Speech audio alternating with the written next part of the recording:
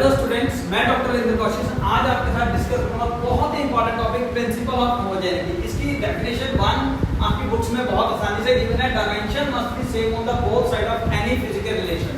यानी कि अगर आपको एक फिजिकल फार्मूला दे रखा है force into displacement is equal to half M square minus half M square, this is the work done. Force into displacement work done that is equal to change in kinetic energy work energy theorem है दोस्तों।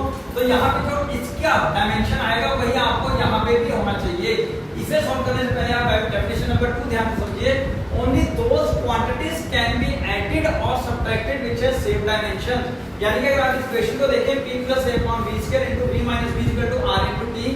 यहां पे p pressure है, v volume है, r gas constant है और t temperature है। a और v कुछ वेरिएबल है। तो यहां से ये पता लगता है कि p का जो प्रेशर है यानी कि जो डायमेंशन होगा वो a अपॉन v स्क्वायर के बराबर होगा। यानी कि a का जो डायमेंशन है वो p इनटू v स्क्वायर के बराबर होगा और इसी तरह से यहां पे v का जो डायमेंशन है वो v के मुकाबले होगा। तो उस हिसाब से अब यहां पे इन दोनों में से अगर आप कंपेयर करेंगे तो किसी एक की डायमेंशन को आप कंपेयर कर लीजिए तो फोर्स इनटू डिस्प्लेसमेंट की जो डायमेंशन होगी वही होगी हाफ m v स्क्वायर की हाफ कांस्टेंट है m इनटू v स्क्वायर। तो ये डायमेंशन फार्मूला आपका सेम आ जाएगा।